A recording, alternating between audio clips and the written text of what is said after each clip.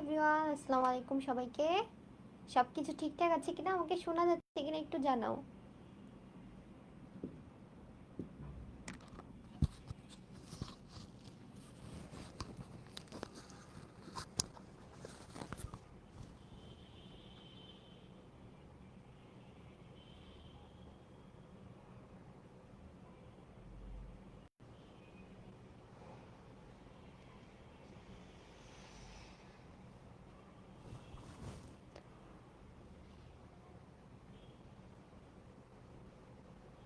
আমাকে কি ঠিকঠাক মতো শোনা যাচ্ছে?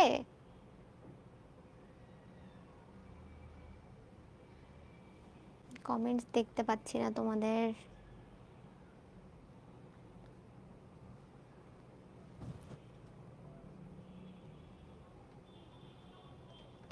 ওয়ালাইকুম আসসালাম। দাঁড়াও, আমি কমেন্টস দেখতে পাচ্ছি না। ইয়েতে সব ক্লিয়ার থাকলে 1 মিনিট আমি শুরু করতেছি। ওকে, সব ঠিক আছে। কি হলো কি হলো?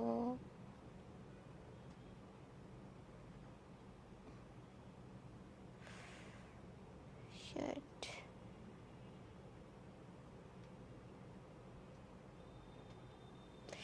এই তো দেখতে পাচ্ছি এবার। ওকে,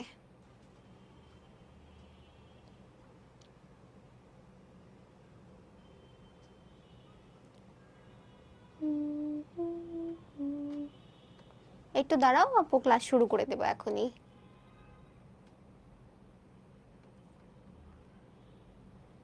ওকে, এই তো হয়ে গেছে।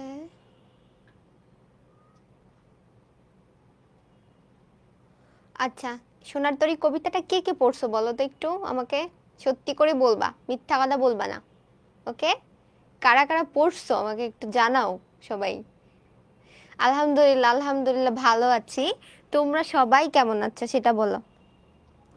কারা কারা সোনার তরী কবিতাটা পড়ছো আমাকে একটু জানাও। ও আল্লাহ, পড়ি নাই। আমি আপু, কেমন আছেন? ওকে, আচ্ছা ঠিক আছে, প্যারা নাই।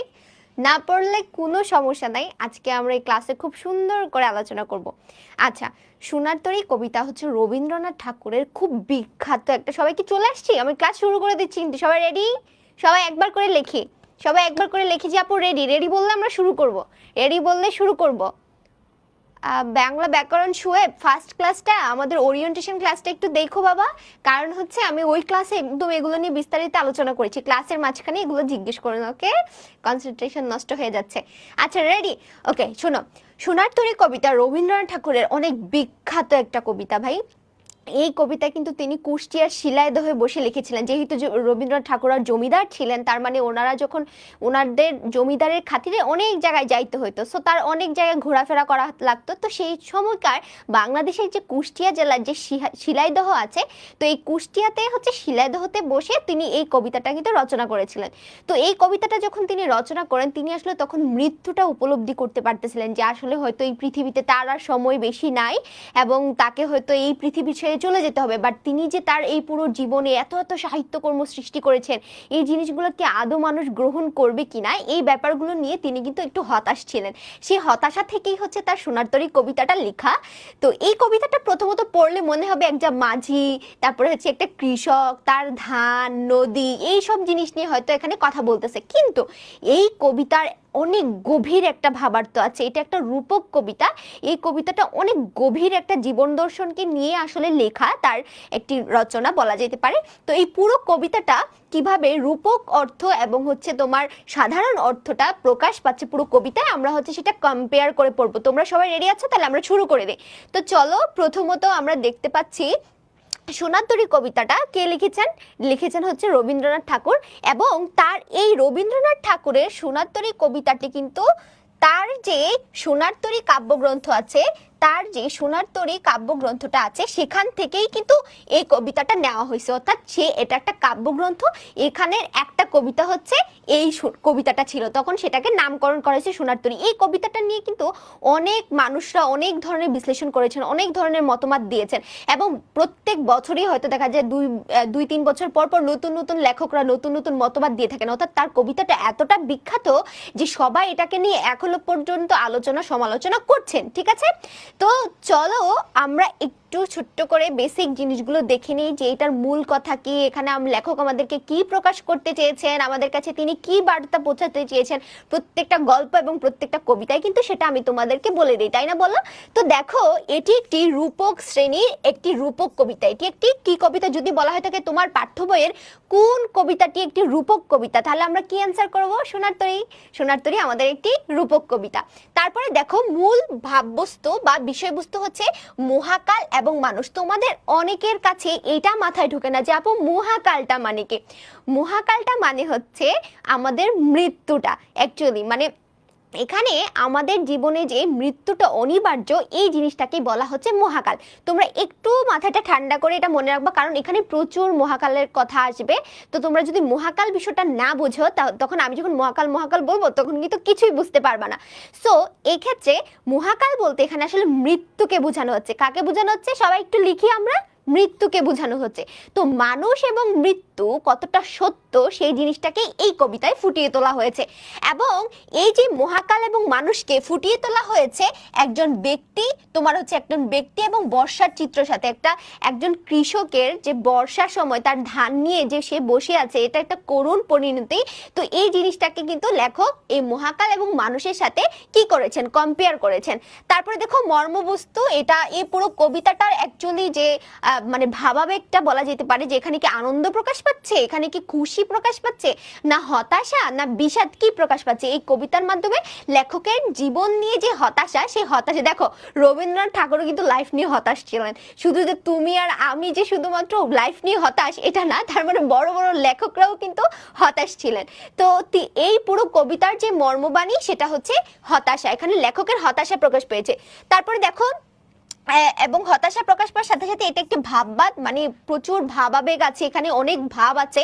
কারণ পুরো কবিতাটা পড়লে আমাদের সাধারণ অর্থে যদি আমরা আমাদের 6-7 এর একটা ভাই বোনকে কবিতাটা পড়তে দেয়, ওরা বলবে ভাইয়া এখানে তো একটা কৃষক ধান নিয়ে বসে আছে, ও তো বাড়িতে যেতে পারতেছে না, ও নদীর পাড়ে বসে আছে, ও নৌকা পাচ্ছে না, এরকম কিছু। কিন্তু এর গভীর যে ভাবার্থটা এটা শুধুমাত্র তুমি আর আমি কিন্তু বুঝতে পারবো, ছোট বাচ্চা কিন্তু বুঝতে পারবে না। তো এটার একটা গভীর ভাবাবেগ আছে, তো এই জন্য এটাকে বলা হচ্ছে ভাববাদ। তারপরে দেখো, মোট লাইন আছে 42টি, 6টি স্তবক আছে, এবং 6টি স্তবকের ভিতরে প্রত্যেকটা স্তবকে 7টি করে লাইন আছে। এই জিনিসগুলো তোমাদের এখনো যদি কাজে না লাগে, অ্যাডমিশন টেস্টে গিয়ে কাজে লাগবে। তোমাদেরকে আমি অ্যাডমিশন টেস্ট অ্যান্ড হচ্ছে একাডেমিক দুটাই ভালো করে পড়াচ্ছি, যেন তোমরা যখন অ্যাডমিশন দিবা তখন হচ্ছে যেন একদম ইজি লাগে। তো তোমাদেরকে একটা মজার কথা বলি, তোমাদের 24 ব্যাচের ভাইয়াপুদেরকেও কিন্তু আমি এভাবে পড়িয়েছিলাম। তো ওরা অনেকেই বলে আপু বাংলা তো আমাদের পড়াই লাগতেছে না, আমরা এখন শুধু জিকে আর ইংলিশের দিকে একটু ফোকাস করতেছি, কারণ বাংলা আপনি ক্লাসে যা পড়াইছেন আর মনে হয় না যে আমাদের এডমিশনে তো ভালো, জাস্ট প্র্যাকটিস করতেছি। ওরা আমাকে নক দেয় যে জাস্ট প্র্যাকটিস করতেছি আপু, প্রশ্ন বেশি বেশি সলভ করতেছি, আর আপনি যেরকম করে পড়াইছিলেন আপনার স্লাইডে দেখা গেছে আমাদের এডমিশনের পড়াও হয়ে গেছে। তো তোমাদেরও দেখো এই জিনিসগুলো কিন্তু অ্যাডমিশনের জন্য কাজে লাগবে, যে কয়টি লাইন ছিল, কয়টি স্তবক ছিল, প্রত্যেক স্তবকে কয়টি করে লাইন ছিল, এই জিনিসগুলো এখন থেকে যদিও মুখস্থ না করো, বাট একবার করে যদি দেখে রাখো তখন তোমার অ্যাডমিশনে গিয়ে একটু রিল্যাক্স লাগবে যে না এটা তো আমি ইন্টারে পড়ে আসছি।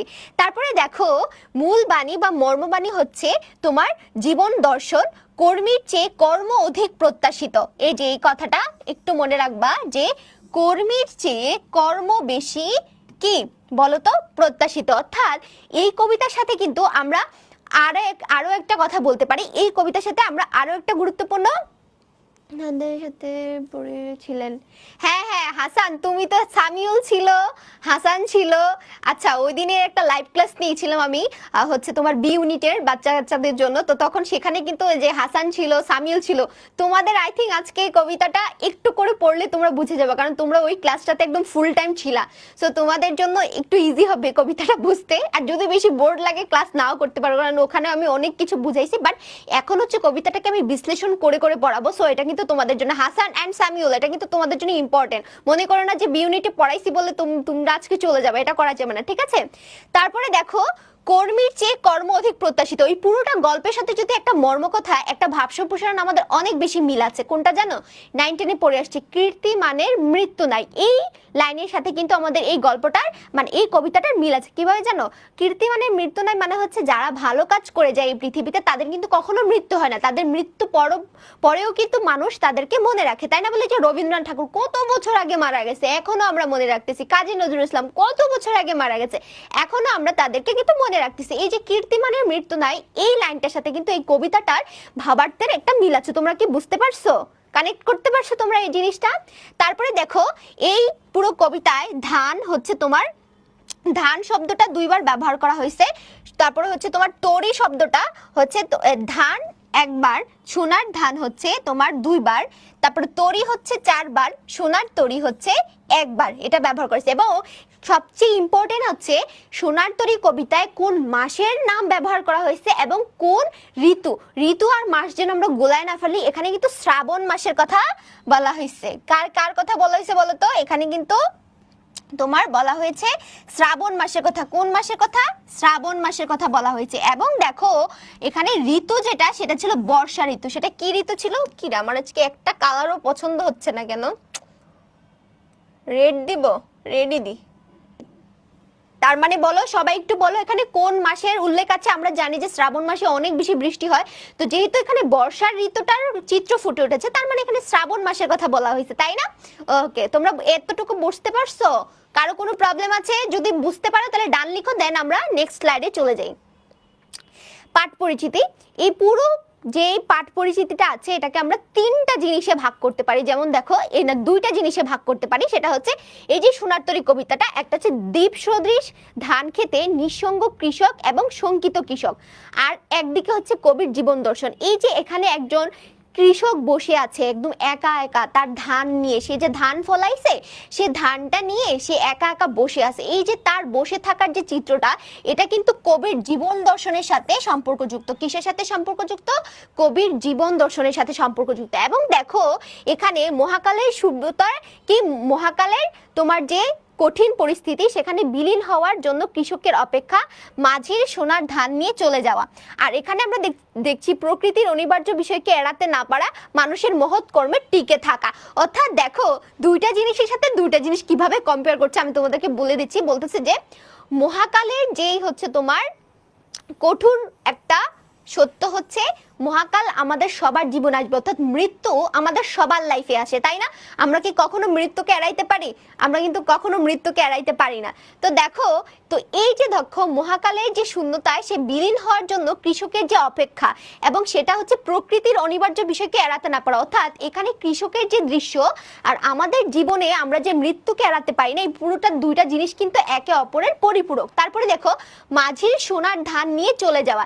একজন মাঝি আসছিল, সে কিন্তু ওই কৃষকের সোনার ধান নিয়ে চলে গেছে, নৌকায় আর জায়গা হয় না, এই জন্য তাকে বসাইতে পারে নাই। ঠিক তেমনি আমরা যখন মরে যাই তখন কিন্তু আমাদের কি, আমাদের একটা কি দৈহিক একটা মৃত্যু ঘটে, কিন্তু আমাদের যে কর্মফলটা সেটা কিন্তু থেকে যায়। দেখছো 2টা জিনিসের সাথে 2টা জিনিস কিভাবে কম্পেয়ার করা হয়েছে? এটা যদি বুঝতে পারো পুরো কবিতাটা একদম পান্তা ভাতের মতো সোজা, পান্তা ভাতের মতো, ঠিক আছে? ও হ্যাঁ হ্যাঁ, শূন্যতা হবে এখানে একটু আচ্ছা বানান ভুল আছে, আমি এটা একটু মুছে দিচ্ছি। ওকে ওকে ওকে, মুছে দিচ্ছি। একটু বানানটা ভুল আছে, দাঁড়াও। এখানে শূন্যতা হবে। এই তোমরা এতটুকু বুঝতে পারছো? এই 2টা জিনিস কম্পেয়ারটা বুঝতে পারছো? যদি বুঝতে পারো দেন কবিতাটা বোঝা কিন্তু অনেক ইজি হয়ে যাবে, ঠিক আছে? এই যে শূন্যতা লিখে দিয়েছি, হওয়ার জন্য কৃষকের অপেক্ষা। তোমরা এতটুকু বুঝতে পারছো? ওকে, ভেরি গুড। বাচ্চা আজকে জানো, আজকে আমরা হচ্ছে অফিসে গিয়েছিলাম এবং অফিসে সবাই বলতেছিল যে 25 ব্যাচ এন্ড 26 ব্যাচের যে ছেলে মেয়েগুলো আছে অনেক বেশি অ্যাক্টিভ এন্ড ওরা হচ্ছে অনেক ভালো করবে। মানে এসিএস থেকে বলতেছিল, এসিএস এ যারা পড়াশোনা করতেছে এখন হচ্ছে তোমার 26 আর 25, বলতেছে ওরা তো এক একটা বোম হবে, মানে দেখা যাবে ভার্সিটি গুলোতে আমাদের কোচিং এর ছেলে পেলে বেশি থাকবে।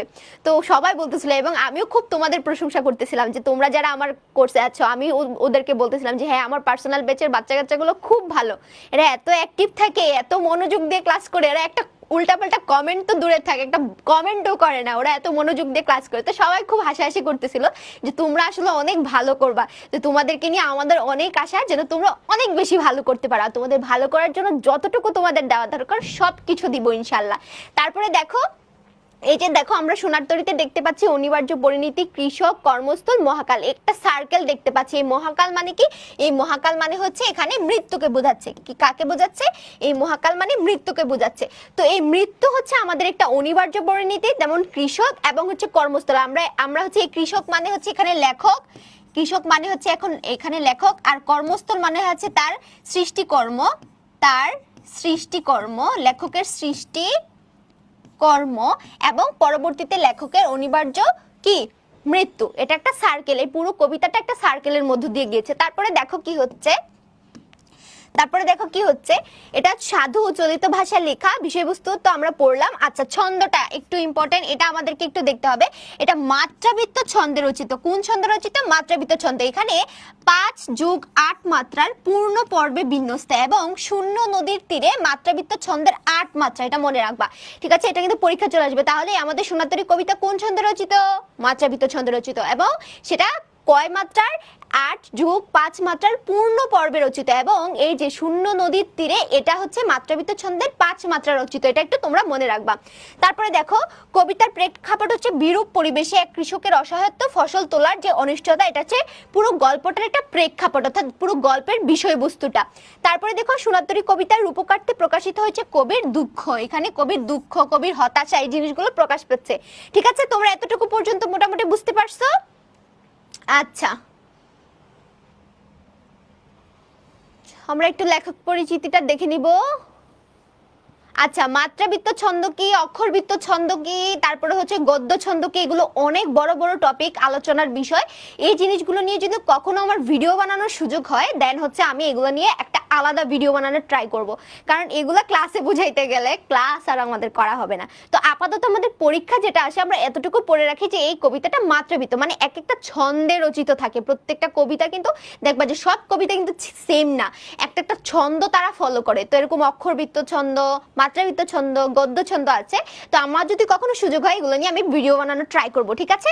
আচ্ছা তো সোনার তরী কবিতায় মোটামুটি দেখো এখানে হচ্ছে রবীন্দ্রনাথ ঠাকুর সম্পর্কে বলা হয়েছে। তো রবীন্দ্রনাথ ঠাকুর হচ্ছে কত সালে জন্মগ্রহণ করেন, এটা আমাদের জন্য ইম্পর্টেন্ট। তারপরে হচ্ছে একটি বৃহৎকাল সাহিত্যের রবীন্দ্র যুগ নামে পরিচিত মানব ধর্মের জয় এবং সৌন্দর্য তৃষ্ণা রোমান্টিক এই কবির মূল সুর ছিল। তাহলে এই কবিতার এই কবির মূল সুর, অর্থাৎ তার যে লেখনী, সে লেখনীর মূল ভাব কি ছিল? সেটা ছিল মানব ধর্মের জয় এবং সৌন্দর্য তৃষ্ণা রোমান্টিকতা, এগুলো ছিল তার লেখনীর ধর্ম, ঠিক আছে? তারপরে দেখো তিনি একজন বিশ্ব পরিব্রাজক ছিলেন, দক্ষ সম্পাদক, হাবিজাবি। নিজের প্রাতিষ্ঠানিক শিক্ষা গ্রহণ না করলেও তিনি বিশ্বভারতী নামে বিশ্ববিদ্যালয় কিন্তু প্রতিষ্ঠা করেছেন। যদিও তিনি নিজে প্রাতিষ্ঠানিক কোনো শিক্ষা লাভ করেন নাই, বাট তিনি বিশ্বভারতী নামে বিশ্ববিদ্যালয় প্রতিষ্ঠা করেছিলেন। মাত্র 15 বছর বয়সে তার প্রথম কাব্য বনফুল প্রকাশিত হয়। তাহলে ভেরি ভেরি ইম্পর্টেন্ট, তার প্রথম কাব্য বনফুল কত বছর বয়সে প্রকাশিত হয়? মাত্র 15 বছর। ভাই 15 বছর বয়সে তো ভালো করে আমরা রচনাও লিখতে পারি না, আর তার হচ্ছে তোমার কি কাব্য প্রকাশ হয়ে গেছে মাত্র 15 বছর বয়সে।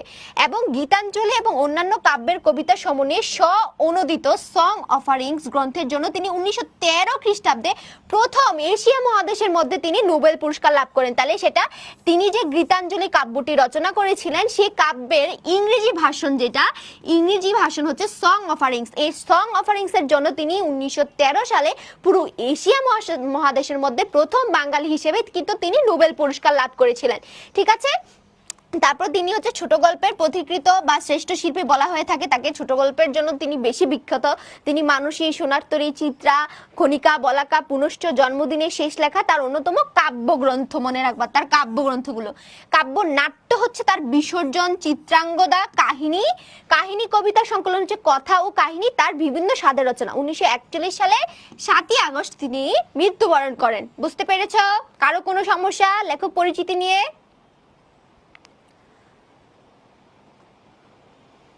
মাত্রাবৃত্ত ছন্দ কি ছন্দ কি ছন্দ কি ভাই এগুলো অনেক, আচ্ছা আমি মাত্রাবৃত্ত অক্ষরবৃত্ত এগুলো নিয়ে ভিডিও দিব, ঠিক আছে? আমি কখনো যদি অবসর পাই তোমাদেরকে এই এই বিষয়টা নিয়ে ভিডিও দিব, ঠিক আছে? এটা এখন দেখাইতে গেলে আজকে আর ক্লাস করানো লাগবে না। আমাদের পরীক্ষায় এটা আসবে না, মাত্রাবৃত্ত ছন্দটা কি এটা আসবে না, পরীক্ষায় আসবে আমাদের এটা কোন ছন্দ রচিত, এটুক মনে রাখ বাবা, যতটুক আসে পরীক্ষায় এটুক মনে রাখ, বেশি মাথায় ঢুকাইতে গেলে পরে যেটা পরীক্ষায় আসে সেটাই ভুলে যাবা, ঠিক আছে? ওকে, নেক্সট আমরা চলে যাই। পুরো পাঠ পরিচিতিটা কিন্তু আমি এতক্ষণ ধরে তোমাদেরকে ব্যাখ্যা করে দিচ্ছি, এটা কি আর পড়াইতে হবে? এটা কি পড়াইতে হবে নাকি মূল গল্পে চলে যাব? আচ্ছা একটু করে পড়াই, দেখো। তো এটা হচ্ছে অনেক আলোচনা এবং নানামুখী সমালোচনার একটি কবিতা। এই কবিতায় হচ্ছে নতুন তাৎপর্য প্রত্যেক বছর বছরে কি সংযুক্ত হয়। একই সঙ্গে কবিতাটি গূঢ় রহস্য এবং শ্রেষ্ঠত্বের স্মারক। মহৎ সাহিত্যের একটি বিশেষ গুণ হলো কালে কালে নতুন দৃষ্টিভঙ্গি এবং হচ্ছে এক চিরায়ত আবেদনময়ী কবিতা। আচ্ছা, কবিতাটিতে দেখা যায় চারপাশের প্রবল স্রোতের মধ্যে ভেঙে থাকা দ্বীপের মতো। কিসের মতো? এই যে একটা দ্বীপের মতো একটা ছোট ক্ষেত, তাহলে দেখো এই যে ছোট একটা ক্ষেতের কথা বলা হয়েছে, এই ক্ষেতটাকে কিন্তু দেখতে কিছুটা দ্বীপের মতো, এটা মনে রাখবা যে ছোট্ট একটা ক্ষেতের পাশে যে কৃষক বসেছিল এটা দেখতে কিসের মতো ছিল? একটা দ্বীপের মতো। হ্যাঁ, তো সে হচ্ছে তার সোনার ধানের সম্ভার নিয়ে অপেক্ষা করতেছিল। আকাশে একদম ঘন মেঘ এবং ভারী বর্ষণে পাশে খরস্রোতা নদী, ঠিক আছে, এরকম ছিল। তো চারদিকের বাঁকা জল কৃষকের মনে সৃষ্টি করেছে ঘনঘোর আশঙ্কা। এই যে নদীর জল যে এত স্রোত বইতেছে, এটা তার মনের ভিতরে খুবই আশঙ্কা জাগাইতেছে, সে আদৌ বাড়িতে পৌঁছাইতে পারবে কিনা তার এই ধান নিয়ে। এরকম এক পরিস্থিতিতে এই খরস্রোতা নদীতে একটি ভরা পাল সোনার নৌকা নিয়ে চলে আসে একজন মাঝি, ঠিক আছে? উৎকণ্ঠিত কৃষক সেই নৌকা কুলে ভিড়িয়ে তার উৎপাদিত সোনার ধান সেখানে কি তুলে দেয়, ঠিক আছে, এবং মিনতি জানায় যে সোনার ধানের সম্ভার যেন সে নৌকায় তুলে নিয়ে চলে যায়। ছোট নৌকা বলে স্থান সংকুলন হয় না, তো কৃষকের সেখানে আর স্থান হয় না, তার যে ধান সেটা নিয়েই হচ্ছে মাঝি চলে যায়। শূন্য নদীর তীরে আশাহত কৃষকের বেদনা গুমরে মরে। এই কবিতায় নিবিড়ভাবে মিশে আছে কবির জীবন দর্শন। মহাকালের স্রোতে জীবন যৌবন ভেসে যায়, কিন্তু বেঁচে থাকে মানুষের সৃষ্টি সোনার ফসল। তার ব্যক্তিসত্তা, তার শারীরিক অস্তিত্বকে যদিও নিশ্চিতভাবে হতে হয় মহাকালের নিষ্ঠুর কলাগ্রাসের শিকার। যদিও আমাদেরকে কি মৃত্যুর কাছে হার মানতে হয়, কারণ আমরা মানুষ কি মরণশীল, ম্যান ইজ মর্টাল। তো মানুষ যেহেতু মরণশীল, মানুষকে কিন্তু মরতে হয়, আর এই মহাকালের কাছে মৃত্যুর কাছে আমরা কিন্তু অনেক অসহায়। বাট আমাদের যদিও আমাদের দৈহিক মৃত্যু ঘটে, কিন্তু আমাদের সৃষ্টিকর্ম কিন্তু আমরা পৃথিবীতে রেখে যেতে পারি। এটাই হচ্ছে আমাদের পুরো কবিতার একটা সারমর্ম, ঠিক আছে? তাহলে চলো আমরা এখন মেইন কবিতায় চলে যাই। খুব সুন্দর একটি কবিতা, খুব সুন্দর একটা কি মজার একটা কবিতা বলা যাইতে পারে। তো চলো, তোমরা কি সবাই রেডি? আমরা কি কবিতা শুরু করব? ছোট্ট একটা কবিতা, একটু পড়লেই শেষ হয়ে যাবে। শুরু করি, ঠিক আছে? আচ্ছা দেখো, গগনে গরজে মেঘ ঘন বর্ষা, কুলে একা বসে আছি নাহি ভরসা। গগন শব্দের অর্থ কি বলতো? আমরা সবাই জানি গগন শব্দের অর্থ হচ্ছে আকাশ। গগন শব্দের অর্থ হচ্ছে আকাশ। আর গরজে মানে হচ্ছে গর্জন করে, আকাশে গর্জন করে করে কিন্তু বৃষ্টি হচ্ছে। গর্জন করে কি হচ্ছে? গর্জন করে করে বৃষ্টি হচ্ছে। ঘন বর্ষা, বর্ষা মানে হচ্ছে বর্ষা, বর্ষা মানে হচ্ছে এখানে বর্ষাকে বোঝাচ্ছে। তো বলতেছে আকাশে মেঘ গর্জন করতেছে, একদম ঘন বর্ষা, বৃষ্টি পড়ছে। এই যে যেমন এখন বাইরে ঢাকায় অনেক বৃষ্টি হচ্ছে, তো সেটাকেই বলা হচ্ছে। কুলে একা বসে আছি নাহি ভরসা। কুলে মানে কি? কুলে মানে হচ্ছে নদীর তীরে। কুলে হচ্ছে নদীর তীরে, নদীর তীরে। তো নদীর তীরে হচ্ছে সে একা একা বসে আছে, এখানে কোনো ভরসা নাই। এই কথাটা কে বলতেছে বলতো? এই কথাটা কিন্তু কৃষক বলতেছে। কে বলতেছে? কৃষক। জাস্ট ইমাজিন একজন কৃষক, জাস্ট ইমাজিন একজন কৃষক এখানে হচ্ছে সে সুন্দর করে কি বসে আছে, হ্যাঁ, তো সে হচ্ছে তার ধানের ইয়েগুলো নিয়ে, তার যে ভাড়াগুলো আছে এগুলো নিয়ে হচ্ছে সে বসে আছে। তো একটা নদী, এ হচ্ছে একটা নদী, নদীর তীরে সে হচ্ছে বসে বসে অপেক্ষা করতেছে আর কি, যদিও সুন্দর করে রাখতে পারি নাই। আচ্ছা, তো এই নদীর তীরে হচ্ছে সে বসে ক্ষেতের মধ্যে, চারোদিকে হচ্ছে একটা নদী, ক্ষেতের মাঝখানে হচ্ছে একটা কৃষক তার যে ধানগুলো আছে এগুলা নিয়ে হচ্ছে সে বসে আছে। তোমরা ফিল করতে পারছো কবিতাটা? তোমরা কি কবিতাটা ফিল করতে পারছো? ফিল তো করার কথা। এই যে আমি কৃষক আইকা দিলাম। তো এখানে কৃষক হচ্ছে ধান নিয়ে সে নদীর পাড়ে বসে আছে। তো আকাশে হচ্ছে অনেক মেঘ হইতেছে, ঠিক আছে, এটা হচ্ছে সাধারণ একটা অর্থ, সাধারণ অর্থ। বাট এটার যে রূপকার্থ, এখানে লেখক কি বুঝাতে চেয়েছেন এটা হচ্ছে আমাদের বুঝার বিষয়। এখানে কিন্তু আমাদের দুইটা জিনিসকে কম্পেয়ার করে পড়তে হবে, একটা হচ্ছে আমাদের মানব জীবনের যেই চরম সত্য মৃত্যুটাকে, এবং হচ্ছে এখানে যে পুরো গল্পের যে প্রেক্ষাপটটা সেটার সাথে কম্পেয়ার করে পড়তে হবে। দেখো, আমরা সাধারণত দেখতে পাচ্ছি একজন কৃষক তার ধান নিয়ে বসে আছে, কিন্তু রূপকার্থে এখানে বলা হচ্ছে আমাদের মানব জীবনে কি হয়, আমরা কিন্তু আমাদের মানব জীবনে খুবই একা, যে কুলে একা বসে আছি নাহি ভরসা।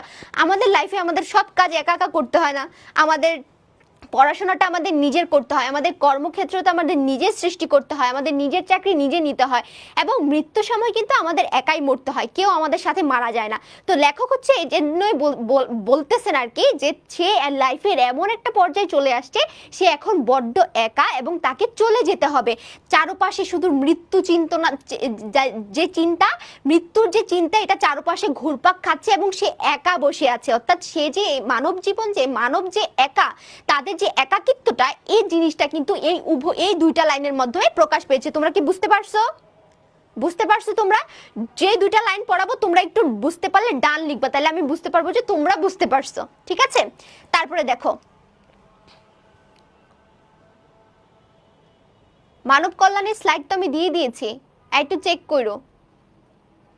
আচ্ছা দেখো, রাশি রাশি ভাড়া ভাড়া, এখানে রাশি রাশি মানে অনেক, আধিক্যতা বোঝাচ্ছে, অনেক বেশি, ঠিক আছে? এখানে রাশি রাশি মানে হচ্ছে অনেক বেশি, রাশি রাশি ধান বলি না, যে বেশি বেশি ধান, বেশি, ঠিক আছে? আর ভাড়া ভাড়া মানে হচ্ছে ধানের ভাড়া। কি তোমরা কেউ দেখছো হচ্ছে ধান হচ্ছে এক ভাড়া দুই ভাড়া? আমি জানি না তোমরা দেখছো কিনা, আমি যেহেতু গ্রামে বড় হয়েছি আমি দেখছি যে কৃষকরা ধান কেটে ওটাকে একটা বোঝাই করে ভাড়া, মানে একটা এরকম কাঠির মতো থাকে, এটার ভিতরে এই পাশে একটা এই পাশে কাঁধে নিয়ে হচ্ছে ওনারা চলে যায়। তো এরকম ভাড়া ভাড়া ধান নিয়ে সে নদীর পাশে বসে আছে। রাশি রাশি ভাড়া ভাড়া ধান কাটা হলো সারা, কি হবে এটা বলো তো? হবে ধান, শান হয়ে গেছে। আচ্ছা, ধান কাটা হলো সারা, ভরা নদী খুঁড়ো ধারা খড় পরশা। দেখো, লেখক এখানে বলতেছে যে রাশি রাশি ভাড়া ভাড়া ধান নিয়ে সে হচ্ছে এত ধান, সব তার ক্ষেতে যত ধান ছিল সব ধান হচ্ছে সে কেটে ফেলছে। সব ধান কেটে কি করলো সে? ভরা নদী খুঁড়ো দ্বারা খড় পরশা। তো এই ধানটা কাইটা সে বসে আছে, এবং এই যে নদীর চারপাশে, নদীর চারপাশে একদম যে স্রোতগুলো আছে একদম খুরের মতো। খুর মানে কি? খুর কিন্তু হচ্ছে তোমার কি হয়, অনেক ধারালো হয় না? যে খুর, যে গরুর পা আছে দেখবে, এটা এই যে খুরটা অনেক কিন্তু ধারালো হয়। তো এরকম স্রোতগুলাকে বলা হচ্ছে যে খুরো ধারা, মানে ধারা মানে হচ্ছে যে বহমান স্রোতগুলো, এগুলো অনেক ধারালো, হ্যাঁ। এবং হচ্ছে খরপরশা, খরপরশা মানে হচ্ছে বর্ষা। বর্ষা আমরা কি চিনি? বর্ষাকে আমরা চিনি বলতো? এই বর্ষাটা চিনি আমরা? এই বর্ষা হচ্ছে আমরা স্কুলে যে খেলা দেই না, বর্ষা নিক্ষেপ, এর যেরকম যে যত দূরে হচ্ছে বর্ষা নিক্ষেপ করতে পারে, এটা কিন্তু অনেক ধারালো হয়। তো লেখক বলতেছে যে নদীর পাশে যে তোমার স্রোতগুলো আছে, নদীর যে স্রোতগুলো বয়ে যাচ্ছে, এগুলো দেখতে কিছুটা এরকম ধারালো বর্ষার মতো। কিসের মতো? ধারালো বর্ষার মতো। এটা হচ্ছে আমাদের সাধারণ অর্থ, কিন্তু রূপক অর্থে এখানে তিনি কি বোঝাচ্ছেন? রূপক অর্থে বোঝাচ্ছেন এই যে আমাদের জীবনটা, আমরা যে এই পৃথিবীতে একদম কম সময়ের জন্য আসি, তাই না? 70 বছর, 80 বছর, ঊর্ধ্বে গেলে 110 বছর আমরা বলতে পারি। এই 110 বছর সময়টা খুবই অল্প একটা সময়। এই সময়টাতে আমরা যখন পৃথিবীতে অবস্থান করি, তখন আমরা কি করি? আমরা এই ছোট্ট জীবনে এত এত কাজ করি, এত এত কাজ করি, কাজ করতে করতে করতে করতে একটা সময় আমরা একদম কি মৃত্যুর পর্যায়ে কিন্তু চলে আসি। তো এই জন্য বলছে যে রাশি রাশি ভাড়া ভাড়া ধান কাটা হলো সারা, মানে এত এত এই ছোট জীবনে এত এত কাজ করতে করতে করতে করতে কখন যে আমাদের আমরা আমাদের জীবনের শেষ পর্যায়ে চলে আসছি সেটা আমরা বলতে পারি না। ভরা নদী খুঁড়ো দ্বারা খরপরশা, যেমন এখানে যখন কৃষক বসে আছে তার চারপাশে স্রোতগুলো কি একদম ঘুরপাক খাচ্ছে, একদম ধারালো স্রোতগুলো হচ্ছে ঘুরপাক খাচ্ছে, কি ভয় লাগতেছে, তাই না? তো ঠিক তেমনই আমাদের মানব জীবনেও যখন আমরা এই পৃথিবীতে অবস্থান করি, আমাদের চারপাশে কত রকমের বিপদ, কত রকমের আমাদের ঝড় ঝঞ্ঝাট আমাদেরকে কি ফেস করতে হয়। ঠিক এমন ভাবে, যেমন ধরো আজকে আমি ভালো আছি, আলহামদুলিল্লাহ সুস্থ আছি, কালকে যে আমার একটা অ্যাক্সিডেন্ট হয়ে যাবে না, অথবা একটা সময় আমি মানে কোনো একটা বিপদে পড়বো না, এটার কি কোনো গ্যারান্টি দিতে পারছি? মানে চারপাশে কিন্তু বিপদ কি এই স্রোতের মতো খেলা করতেছে। তোমরা কিন্তু ব্যাপারটা বুঝতে পারছো? আমাদের সাধারণ অর্থ এবং রূপক অর্থটা কিভাবে কম্পেয়ার করতেছে, বুঝতে পারছো তো তোমরা? তারপরে দেখো, কাটিতে কাটিতে ধান এলো বর্ষা। মানে এখানে লেখক বলতেছে যে মাঝি যখন ধান কাটতেছিল, কাটতে কাটতে হচ্ছে বর্ষা ঋতুটা চলে আসছে। কি আসছে? বর্ষা, মানে বৃষ্টি নেমে গেছে। ঠিক তেমনি আমরা আমাদের জীবনে যখন চলতে চলতে একটা সময় কখন যে মৃত্যুর কাছাকাছি পৌঁছায় যায় এটা কিন্তু আমরা বুঝতে পারি না।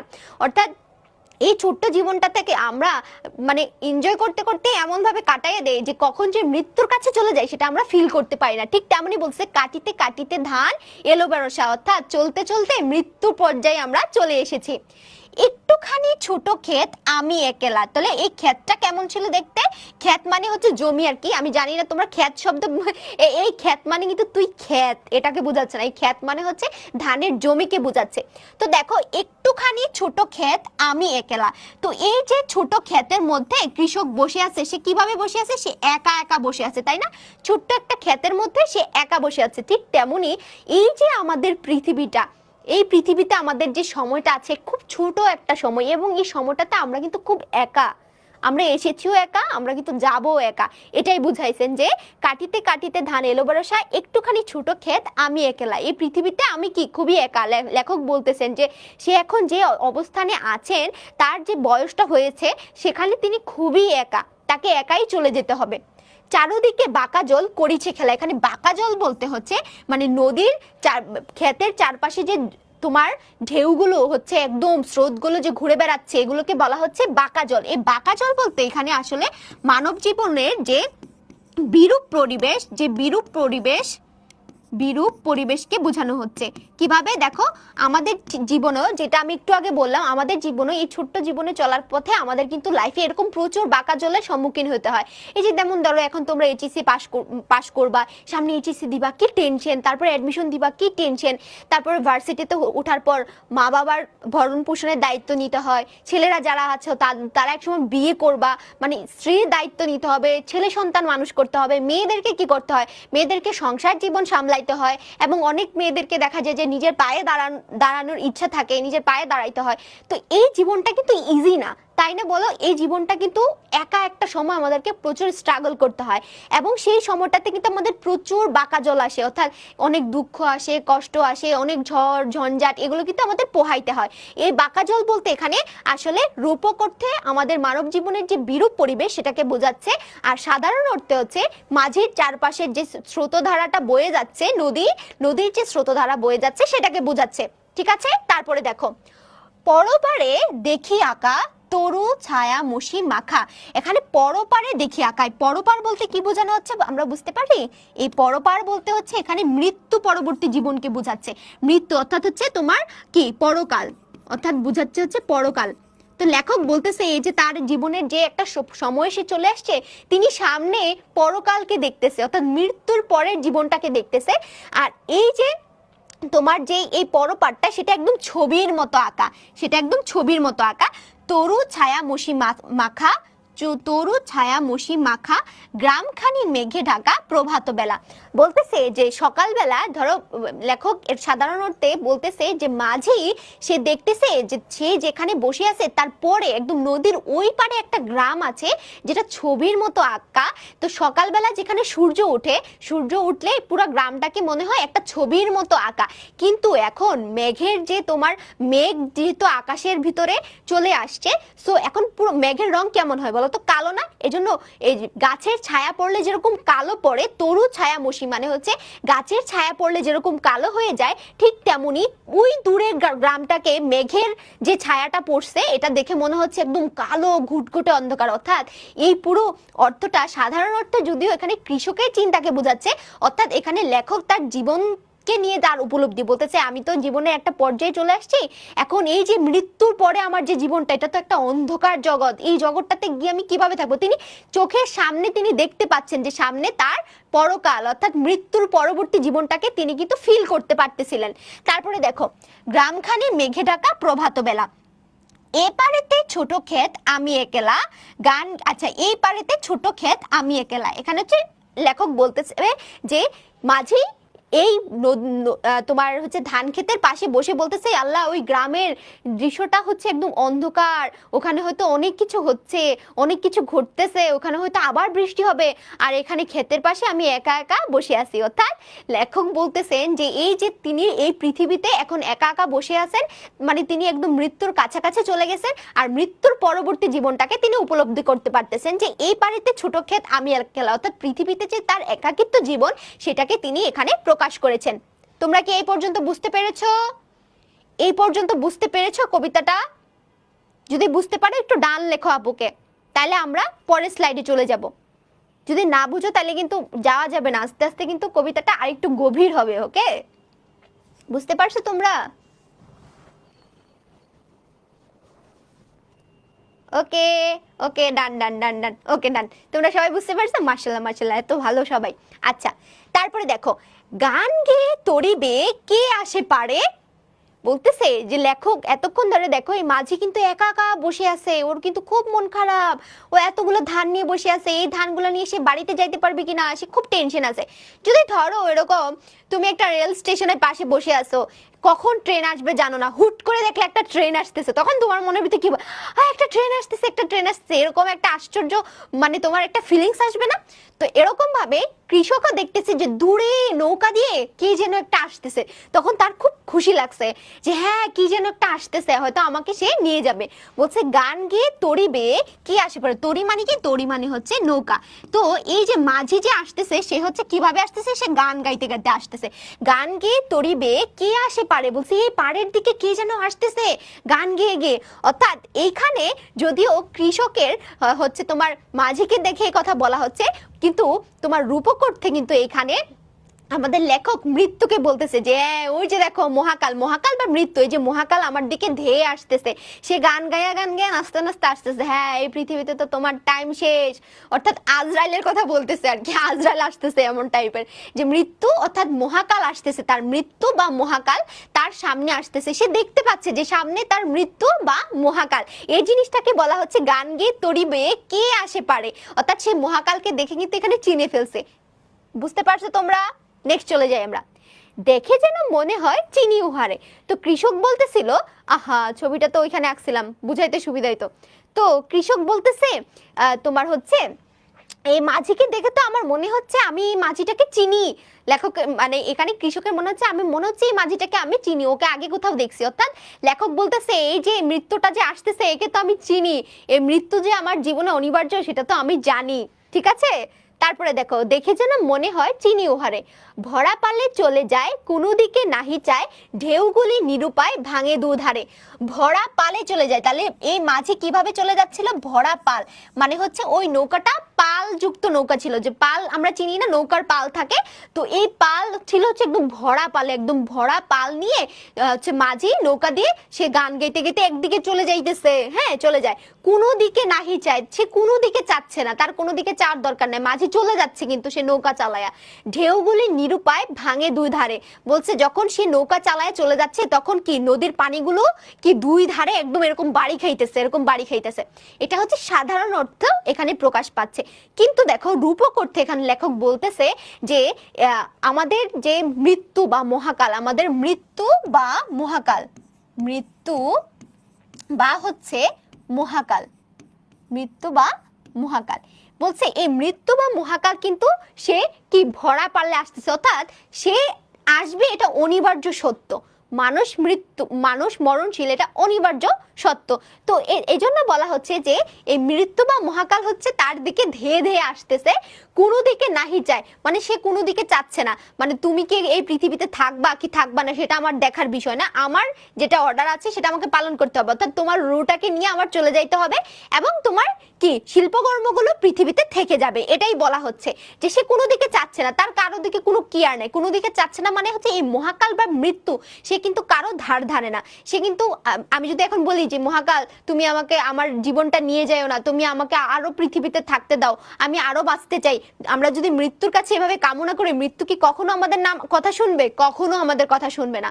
সো এই জন্য বলতেছে সে কোনো দিকে চাচ্ছে না, এই মহাকাল বা মৃত্যু ধেয়ে ধেয়ে আসতেছে। হ্যাঁ, ঢেউগুলি নিরুপায় ভাঙে দুধারে, এখানে ঢেউগুলি নিরুপায় ভাঙে দুধারে মানে হচ্ছে এই যে মৃত্যু তার দিকে ধেয়ে আসতেছে, এই সময়টা যে আসলে কতটা কঠোর একটা পরিস্থিতি তুমি চিন্তা করো।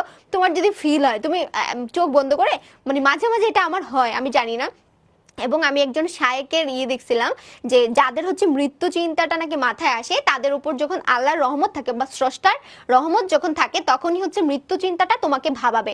আর স্রষ্টার রহমত যখন তোমার উপরে থাকবে না, তখন কিন্তু এই মৃত্যু চিন্তা, আমাকে নামাজ পড়তে হবে, আমাকে ইবাদত করতে হবে, এগুলো কিন্তু তোমার মাথায় থাকবে না। তার মানে তোমাকে বুঝে নিতে হবে আল্লাহর রহমত অথবা স্রষ্টার ভগবানের রহমত নাই তোমার উপরে, এটা তোমাকে বুঝতে হবে। তো দেখো এই যে উনি এরকম ভাবতেছে, মানে তোমার হচ্ছে রবীন্দ্রনাথ ঠাকুর ভাবতেছে যে ঈশ্বর তার কাছে কি মৃত্যু পাঠাই দিছে। তো এই সময়টাতে কি হয়, তুমি যখন জানতে পারবা যে তোমার এক সময় মৃত্যু হয়ে যাবে, তুমি এক সময় মরে যাবা, এই যে এত এত তোমার চাহিদা, এত এত কষ্ট, এগুলো তোমার কখনো কাজে লাগবে না, কোনো কিছুই তোমার কাজে লাগবে না। তোমাকে কি করতে হবে, তোমার দৈহিক একটা মৃত্যু ঘটবে, তখন এই ব্যাপারটা খুবই কি হয়, মর্মান্তিক হয়। তো এই জন্য বলতেছে যে ঢেউগুলি নিরুপায় ভাঙে দুই ধারে, এখন আমি খুবই নিরুপায়, এখানে এই যে মহাকাল আমার দিকে আসতেছে, এই মৃত্যু যে আমার দিকে আসতেছে, এখন তো আমি নিরুপায়, আমি কোথাও পালাইতেও পারবো না, আমি কোথাও ভেগেও চলে যাইতে পারবো না, সে আমাকে নিয়ে যাবেই যাবে, তাই না বলো? তারপরে দেখো, দেখে যেন মনে হয় চিনি উহারে, লেখকের মনে হচ্ছে যে হ্যাঁ, কৃষকের যেরকম মনে হচ্ছে মাঝিকে সে চিনতে পারতেছে, অর্থাৎ লেখকের মনে হচ্ছে যে হ্যাঁ, মহাকাল বা মৃত্যুকে তাকে আমি চিনি। তারপরে দেখো, ওগো তুমি কোথা যাও কোন বিদেশে, বারেক ভিড়াও তরি কুলেতে এসে। এখানে এখানে হচ্ছে কৃষক বলতেছে, কৃষক যখন দেখতেছে ও চলে যাচ্ছে, তখন তাকে ডাকতেছে, এই তুমি কই যাও, কই যাও, তুমি আমাকে নিয়ে যাও, তুমি একবার, বারেক মানে হচ্ছে একবার, বারেক মানে কি, বারেক মানে হচ্ছে একবার, বারেক মানে হচ্ছে একবার, একবারের জন্য তোমার তরিটা অর্থাৎ নৌকাটা এই কুলের পাড়ে ভিড়াও, আমাকে নিয়ে যাও, তুমি কই চলে যাচ্ছ আমাকে না নিয়ে, আমি তো এখানে একা বসে আছি, এরকম করে বলতেছে। আর এখানে হচ্ছে রূপক অর্থে লেখক বলতেছেন যে হ্যাঁ, মানে মৃত্যুকে অর্থাৎ মহাকালকে বলতেছেন যে তুমি কোথায় চলে যাচ্ছ, তুমি আমার কাছে আসো, এসে আমার শিল্পকর্মগুলোকে নিয়ে যাও। অর্থাৎ তিনি এই তার পুরো লাইফে যত যত সাহিত্য রচনা করেছেন, এই সব কিছু তিনি মহাকালের হাতে তুলে দিতে চাচ্ছেন। কি করতে চাচ্ছেন? তুলে দিতে চাচ্ছেন। তারপরে দেখে, যেও যেথা যেতে চাও, যারে খুশি তারে নাও, শুধু তুমি নিয়ে যাও ক্ষণিক হেসে।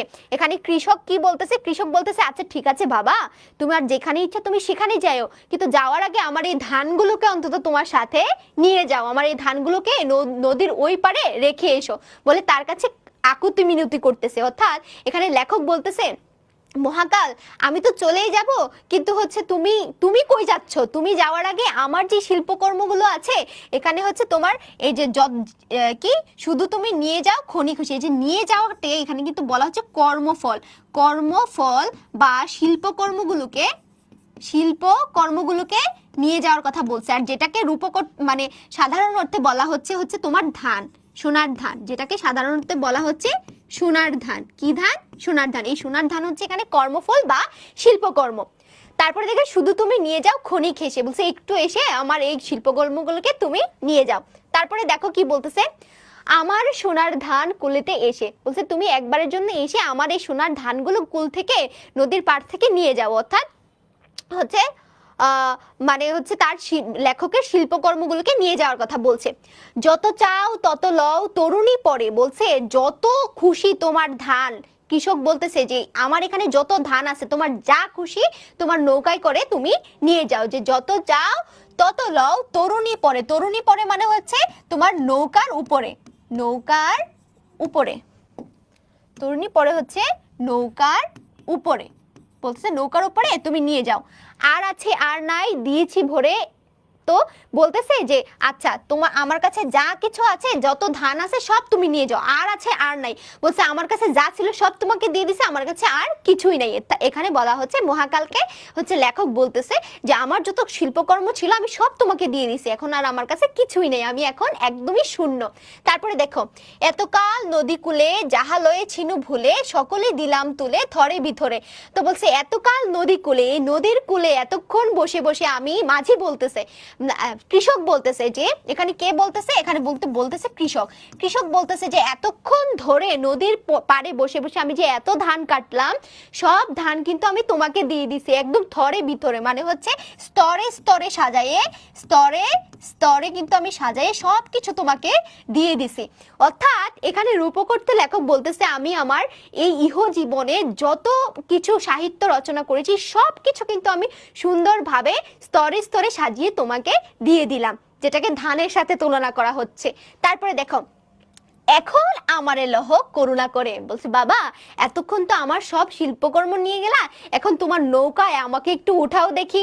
অথবা মাঝি, এখানে মাঝিকে হচ্ছে কৃষক বলতেছে যে এতক্ষণ ধরে তো আমার ধান নিয়ে গেলা, এখন হচ্ছে কি করবা, এখন আমাকে একটু তোমার নৌকায় ওঠাও।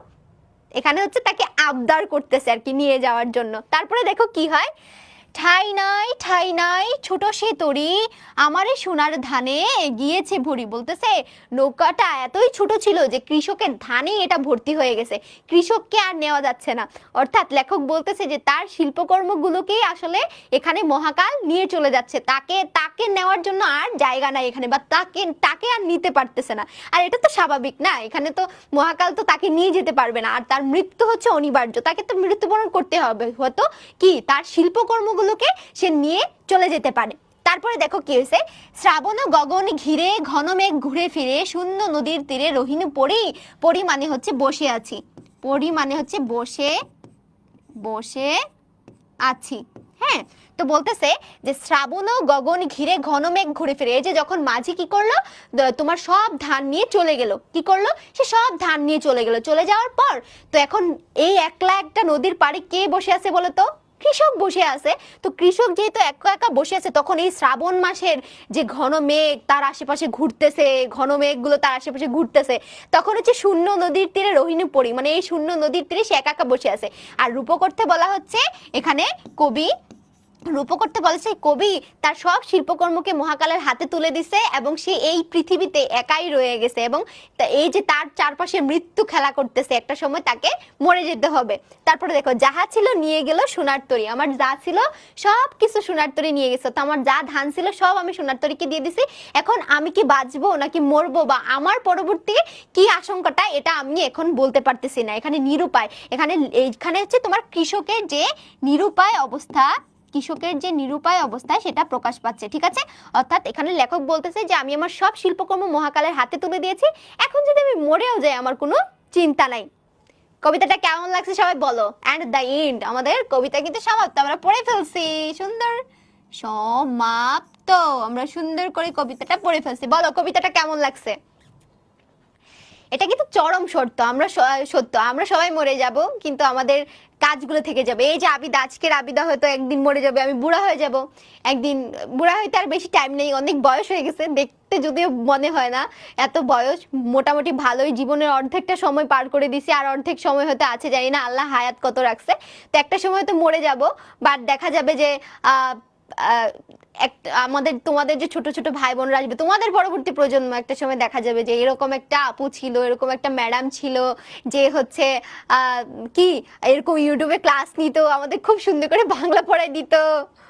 কবির জীবনকে কেন্দ্র করে লিখতে হবে না, মানব জীবনকে নিয়ে লিখতে হবে। আচ্ছা, কবিতার যে মূল ভাবটা সেটা কি নিয়ে লিখতে হবে, ধরো একটা সৃজনশীল দেওয়া থাকবে, সৃজনশীলের ভিতরে হয়তো মানব জীবনের কোনো একটা দিক নিয়ে কথা বলা হবে, এখন তখন বলা হবে যে তোমার পাঠ্য বইয়ের এই সোনার তরী কবিতার কোন দিকের সাথে মিল আছে, তখন তুমি বলবা যে মৃত্যু চেতনা নিয়ে। এখানে আসলে আমাদের বাস্তব জীবনটাকে কেন্দ্র করেই হচ্ছে তোমাকে মূল ভাবটা লিখতে হবে, অর্থাৎ মৃত্যু অ্যান্ড হচ্ছে আমাদের শিল্পকর্ম, এই জিনিসগুলো, এখানে মাঝি বা নৌকা এই ব্যাপারগুলো আসবে না। এখানে মূল ভাবটা তোমার হচ্ছে মানে আমাদের ব্যক্তি কেন্দ্রিক হবে, অর্থাৎ লেখকের জীবনকে নিয়ে তোমাকে এখানে লিখতে হবে।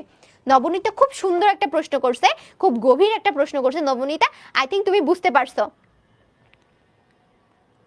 আপু একটু সারমর্মটা বলেন। আচ্ছা, সারমর্মটা এটাই যে মানুষ মরে যায় কিন্তু তার কর্মগুলো বেঁচে থাকে, আমরা মরে যাই কিন্তু আমরা যে কাজগুলো পৃথিবীতে করে যাই সেই জিনিসগুলো আসলে কি যুগ যুগ ধরে টিকে থাকে। এই জন্য লেখক বলছেন যে আমরা ভালো কাজ করি, আমরা যেন ভালো সুন্দর কাজ মানুষের জন্য কাজ করে যেতে পারি, যেগুলো আমরা মরে গেলেও এই জিনিসগুলো মানুষ যুগ যুগ ধরে মনে রাখবে। এটাই হচ্ছে আমাদের পুরো গল্পের ভাবার্থ, ঠিক আছে।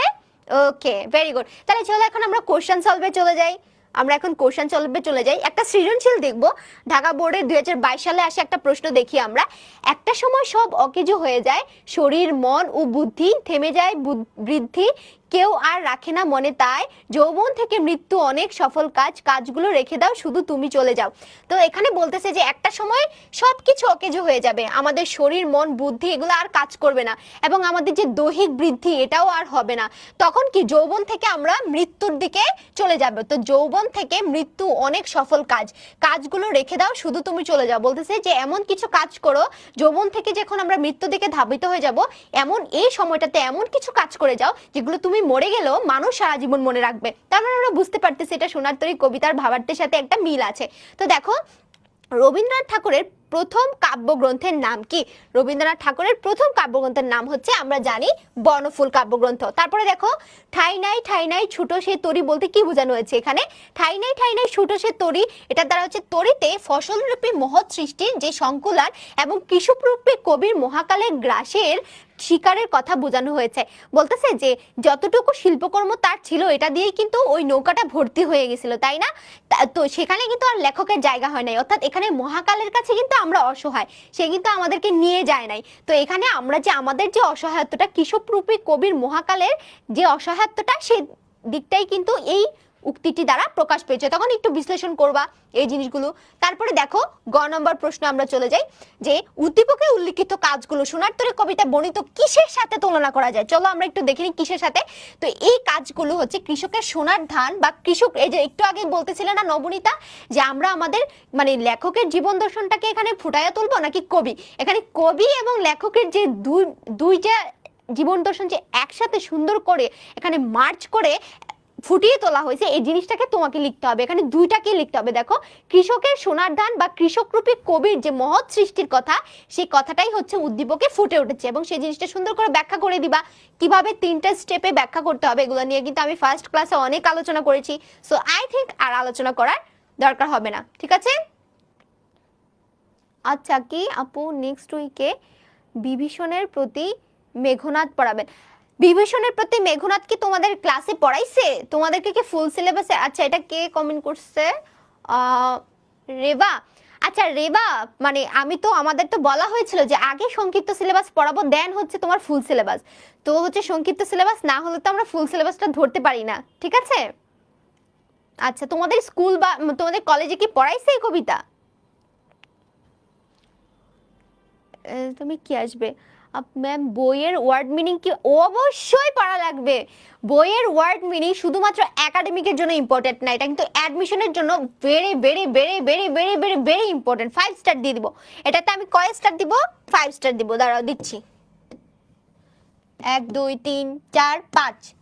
কোথায় দিলাম? কিসের জন্য দিলাম বলো? কোথায় দিলাম? কিসের জন্য দিলাম? সেটা হচ্ছে শব্দার্থের জন্য। সেটা দিলাম হচ্ছে, ওমা এটা এত বড় হয়ে গেল, শব্দার্থের জন্য। সেটা আমরা কিসে দিলাম? শব্দার্থের জন্য, ঠিক আছে? খেয়াল থাকবে। তারপরে দেখো, আমরা আর লাস্ট প্রশ্নটা একটু দেখে নেই। সোনার তরী কবিতার অন্তর্নিহিত তাৎপর্য উদ্দীপকে ধরা পড়েছে, উক্তিটির সত্যতা বিচার করো। অবশ্যই আমরা দেখতে পাচ্ছি যে আমাদের লেখক যেরকম বলা হচ্ছে আমাদের মৃত্যুটা অনিবার্য, বাট আমাদের কর্মফলটা এই পৃথিবীতে আমরা রেখে যেতে পারি, এবং মহাকালের কাছে আমরা নিরুপায় হলেও আমাদের শিল্পকর্ম দ্বারা আমরা অমর হয়ে থাকতে পারি, সেই কথাটি কিন্তু উদ্দীপকও বলা হয়েছে। সো এই দিক থেকে আমরা বলতে পারি যে উদ্দীপকের সাথে আমাদের যে পাঠ্য বইয়ের, উদ্দীপকের সাথে আমাদের পাঠ্য বইয়ের হচ্ছে তোমার কি ভাবার্থের মিল রয়েছে, এবং সেটা পুরোপুরি মিল রয়েছে। আচ্ছা, কলেজে যেহেতু আছে, তাহলে তোমাদের একটা সার্ভে করতে হবে যে কার কার কলেজে ফুল সিলেবাসের কোন কোন টপিক আছে। তাহলে সেই টপিকগুলো আমি হচ্ছে হয়তো 2 দিন সংক্ষিপ্ত সিলেবাস নিব, 1 দিন ফুল সিলেবাসের ক্লাস করাবো, ঠিক আছে? দাঁড়াও, আমি একটা সার্ভে দিব, তোমরা সেখানে জানাবা যে কোন কোন অধ্যায়গুলো তোমাদের আছে। ওদের তো আছে বিভীষণের প্রতি, আচ্ছা বিভীষণের প্রতি মেঘনাদ পড়াই দিব। অনেক সুন্দর একটা কবিতা, অনেক সুন্দর একটা কাহিনী আছে। অ্যান্ড বিভীষণের প্রতি মেঘনাদের জন্য কিন্তু আমি আমার কলেজে অনেক ফেমাস ছিলাম। কারণ হচ্ছে আমি আমার কলেজ লাইফে বিভীষণের প্রতি মেঘনাদ কবিতাটা, আমি যখন নতুন কলেজ উঠি, মানে এসএসসি পরীক্ষা দেওয়ার পর তখন হচ্ছে আমার মেজো বোন আমাকে হচ্ছে এই কবিতাটা পড়াই দিছিল।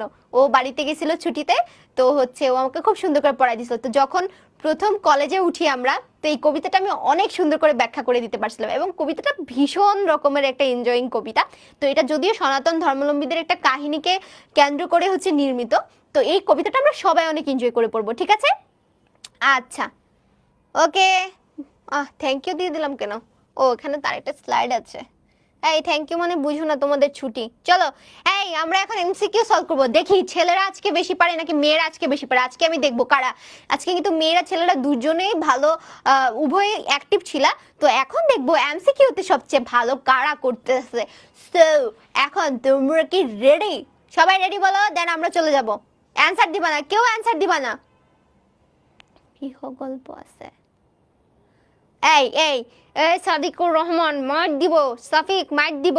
এই যে রেডি বলছি, সবকটা অ্যান্সার দিচ্ছে। ছেলেদের অ্যান্সার এই ক্ষেত্রে গ্রহণযোগ্য না, ছেলেরা হচ্ছে আমার কথা খেলাফ করেছে।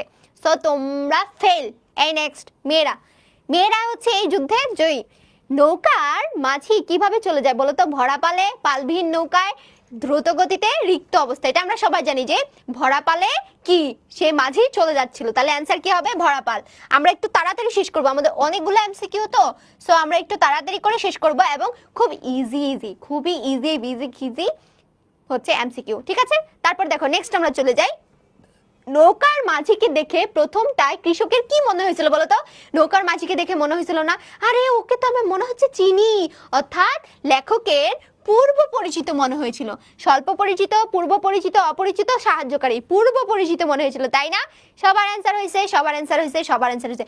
সব এই বি দিছে কে রে? হ্যাঁ বি তো উত্তর, বি তো উত্তর। এই গ দিল কে? সাদিকুর রহমান। মুরব্বি, মুরব্বি অ্যান্সার কিন্তু হয় নাই মুরব্বি, এটা কিন্তু হয় নাই।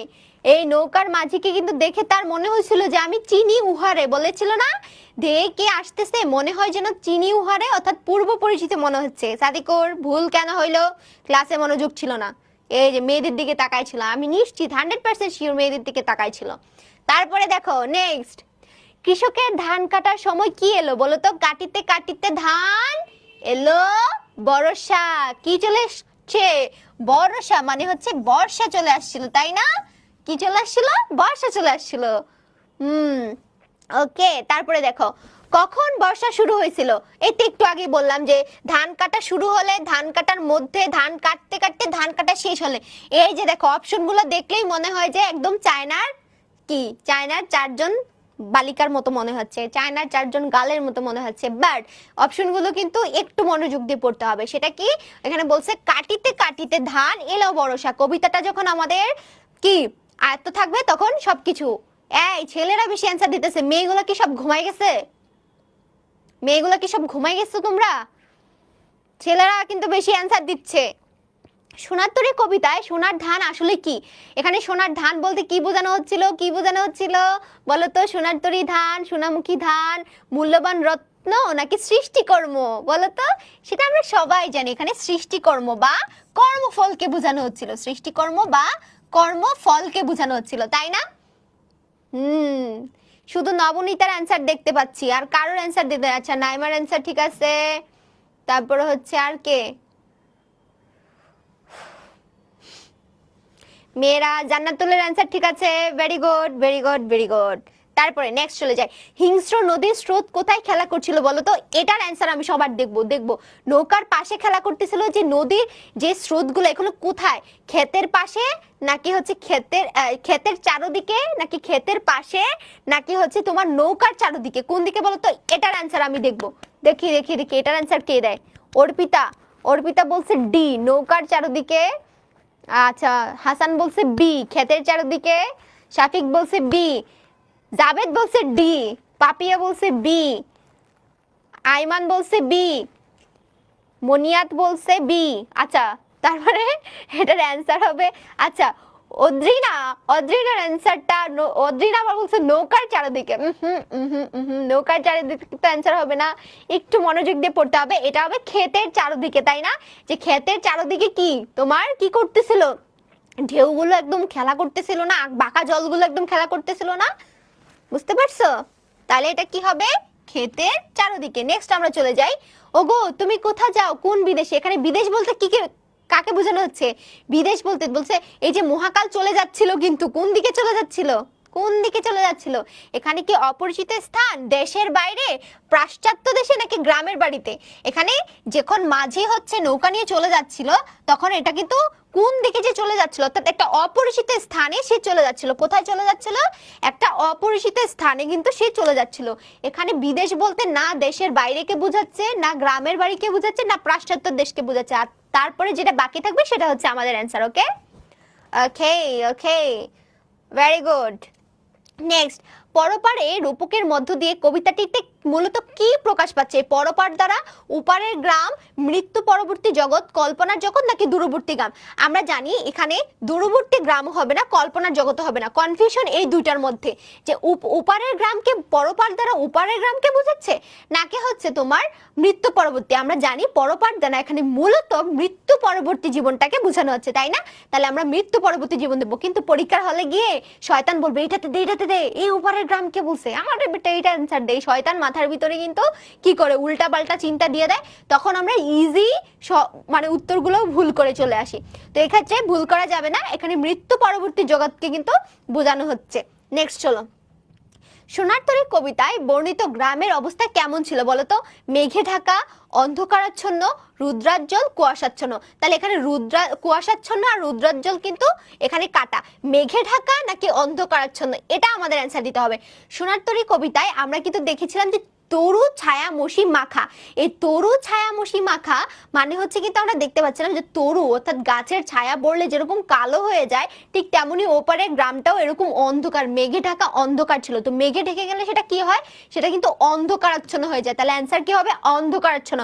মেঘে ঢাকা কিন্তু অ্যান্সার হবে না। ওকে, তারপরে নেক্সট, সাহিত্যিক আনোয়ারা করিম ভাবেন তিনি পৃথিবীতে থাকুন আর নাই থাকুন, তার সাহিত্যকর্ম যেন মানুষের মনে স্থান পায়। আনোয়ারা করিমের এই মনোভাবটা কোন কবিতার কোন লাইন দ্বারা প্রকাশ পেয়েছে? এটা দেখবো কারা কারা তোমরা বুঝতে পারো, এবং এটা খুবই ইজি।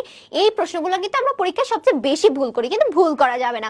দেখো এখানে বলতেছে তার সে মরে গেলেও যেন তার চিত্রকর্মগুলো কিন্তু কি হয়ে থাকে, সেটা যেন মানুষের কাছে বেঁচে থাকে। তাহলে দেখো, একখানি ছোট ক্ষেত আমি একেলা, এই একেলা এটার দ্বারা তো হচ্ছে মানে এখানে একাকিত্বকে প্রকাশ পাচ্ছে, এখানে কবির যে একাকিত্ব সেটা প্রকাশ পাচ্ছিল, তাই না? তাহলে এটা হবে না অ্যান্সার। তারপরে দেখে যেন মনে হয় চিনি উহারে, এখানে মহাকালকে বোঝানো হচ্ছে, যে মহাকালকে দেখে মনে হচ্ছিল যে চিনি, তার মানে এটাও অ্যান্সার হবে না। তারপরে দেখো, এখন আমারে লহ করুণা করে, অর্থাৎ লেখক এখানে কি তোমার কি তাকে কি করছিল, তোমার তার কাছে নিবেদন করছিল, তার কাছে মানে তাকে যেন নিয়ে যায় সেটা প্রকাশ পাচ্ছিল, কিন্তু এটা দ্বারা তো এটা প্রকাশ পাচ্ছে না। তো যত চাও তত লও তরুণী পড়ে, অর্থাৎ আমার যত সাহিত্যকর্ম আছে সেটা তুমি নিয়ে চলে যাও, এটা নিয়ে তুমি কি করো, এটাকে বাঁচায় রাখো, এটাকে মানুষের কাছে পৌঁছায় দাও। তো এই লাইন দ্বারা কিন্তু আমরা উদ্দীপকের এই ভাবার্থটার মিল দেখতে পাচ্ছি। ইজি লাগতেছে না? এই বুকে হাত দিয়ে বলো, ইজি লাগতেছে না? কারো কি কঠিন লাগতেছে? খুব ইজি, কিন্তু খুব ইজি একটা কবিতা এবং খুব সুন্দর একটা কবিতা। আই থিঙ্ক এটা থেকে কারোর কোনো ধরনের ভুল করার কথা না। ওকে ওকে, তারপর দেখো নেক্সট চলে যাই আমরা। আমরা অনেকগুলো এমসিকিউ সলভ করব যেন আমাদের কোনো প্রকারের কোনো সমস্যা না থাকে। চলো নেক্সট, এটা অ্যান্সার দাও।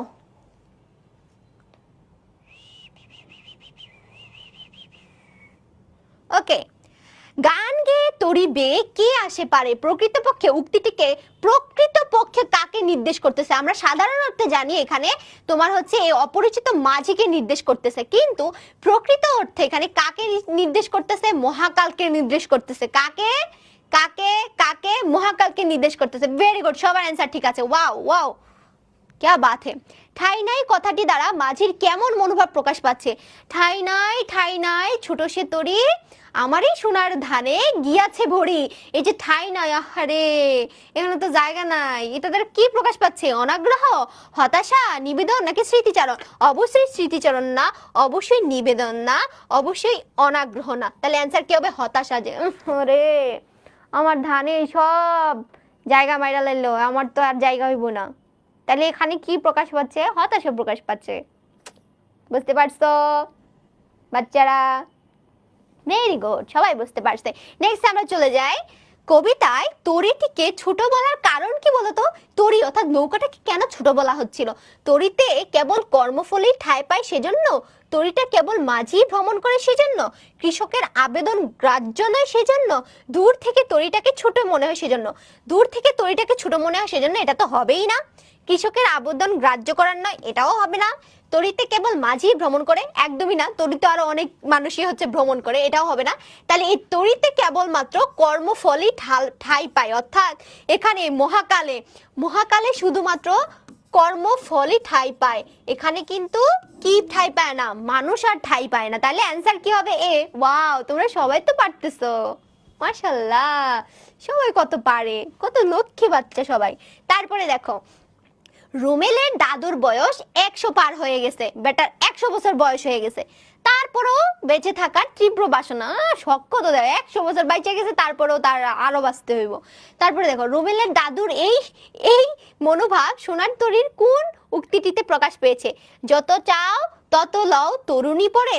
না, এখানে তো কর্মফল নেওয়ার কথা বলতেছিল, তাহলে এটা হবে না। ওগো তুমি কোথা যাও কোন বিদেশে, এখানে তো হচ্ছে অনিশ্চয়তা প্রকাশ পাচ্ছিল।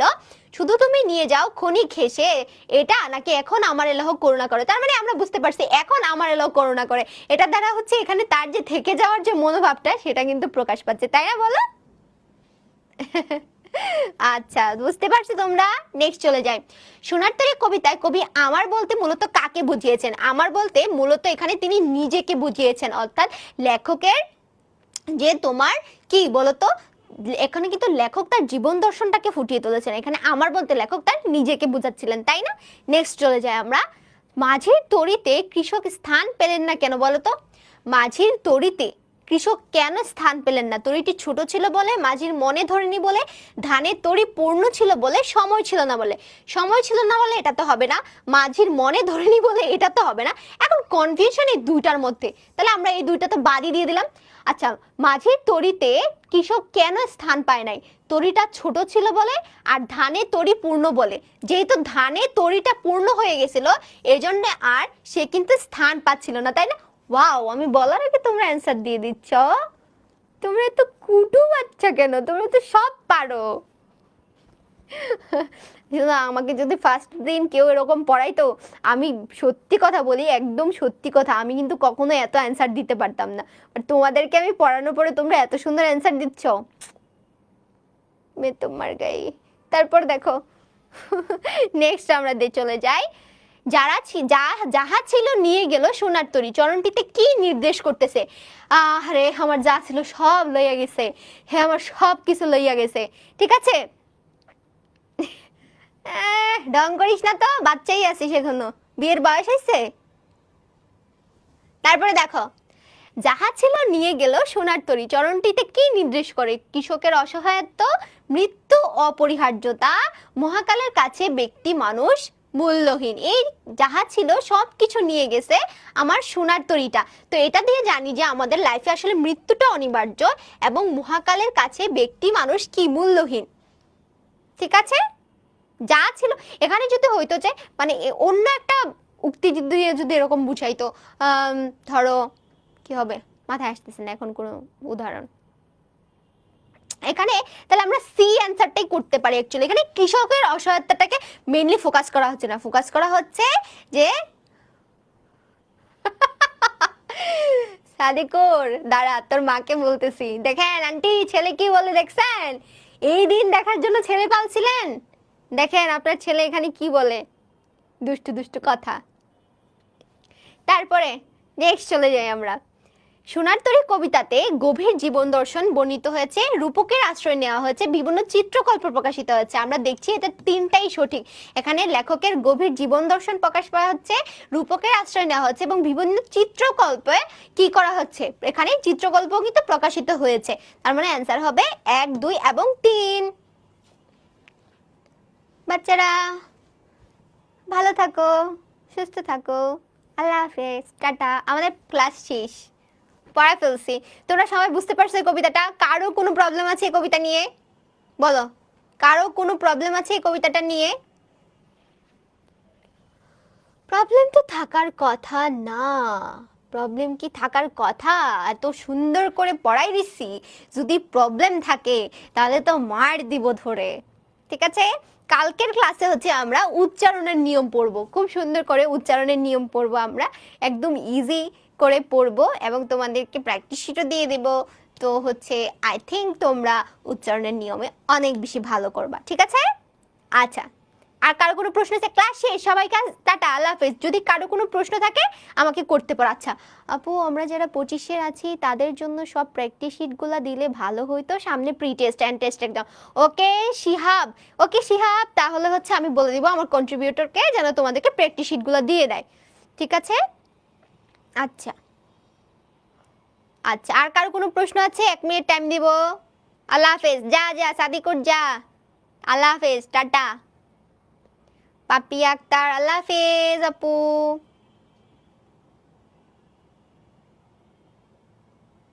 ওকে, ঠিক আছে, তাহলে আমরা ছুটি দিয়ে দেই। যাও গরম গরম গিয়ে রুটি খাও, ছুটি দিয়ে দিলাম তোমাদেরকে।